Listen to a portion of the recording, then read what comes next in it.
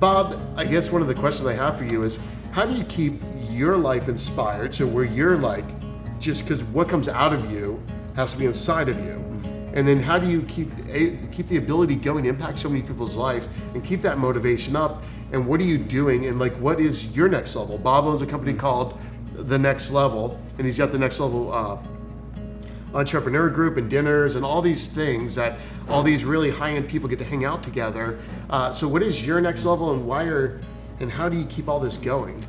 Troy, I mean, I think you alluded to it, and my focus is really on how do I continue to pour or be poured into so that I have something to pour out. And so I'm constantly learning. I learn from you. I learn from Joe. I learn from people that I surround myself with because I'm constantly looking to be the next best version of myself. And so my thing is to really surround yourself with great people. And Jim Collins wrote a book, From Good to Great, and in it he says good is the enemy of great. And so when I say, yeah, we got some good people, but I want to be surrounded by great people. So I'm really focused on who am I putting into my life intentionally. Jim Rohn said you're the average of the 5 people you spend the most money on. Well, I think you can intentionally create that 5. Most just haven't intentionally done it. Most have said, okay, the 5 people I hang around, my family, the people I work with, the people I went to school with, people I went to college with, those are my 5. Well, great, but maybe you need a new 5. And so I say, what do we create an intentional peer group? That's why we created Next Level by Association. And so I've been really intentional about who am I putting into my life, and then sharpening that saw by letting them speak into my life. And you mentioned it, but I think one of the things that I've noticed about you is that coachability and that vulnerability.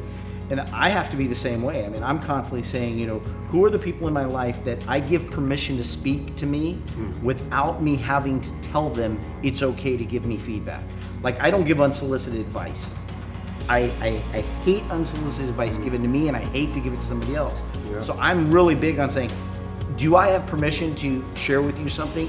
Unless they're a coaching client. Coaching clients, they've already given me permission, so I do it, right? Yeah. But I'm really big on surrounding myself with people that have permission to speak to me in whatever language and in whatever method they need to do to reach out of curiosity, like, who's spoken to you in the last 3 to 6 months of something that's impacted you, like where you're like, holy crap, they nailed me on this, or it's really created a shift in my life? Like, who's really dropped some words or spoken to you or challenged you? And what was that specifically, out of curiosity? Oh boy. I mean, I can think of a couple of weeks ago, Wesley Gu and I, who's a Wesley's an amazing guy. Wes, Wes and I were having a conversation, and I said something, and he says, "Do you mean that?" And I went, "Well, yeah." And he goes, "Really?"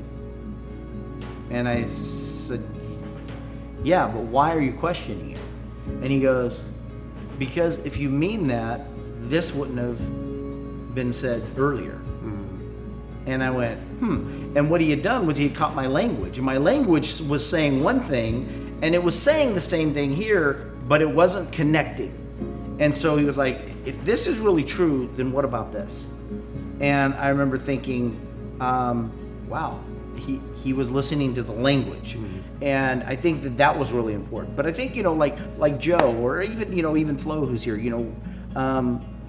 they're both mindful enough to say, if I'm not being congruent with my behavior or my attitude, they're both willing to say, well, what's that all about? They're calling you out on your BS. Yeah, they're willing to say. I have people across every area of my life constantly doing this to me. Yeah.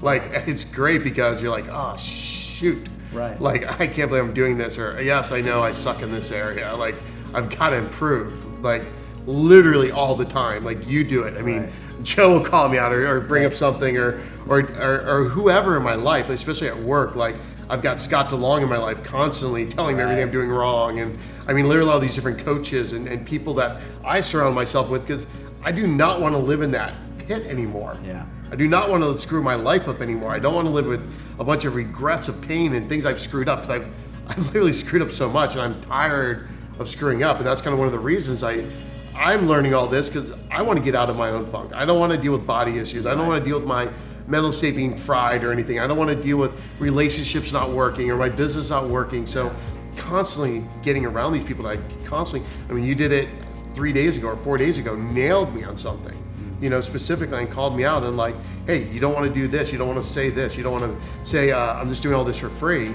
right? And you're like, no, I'm personally going to sell coaching and sell courses that are going to impact lives, and that's kind of one of the goals I have. And then really, so I can truly give away great content and get people and truly create deep transformation and help others like I've been helped by people like you.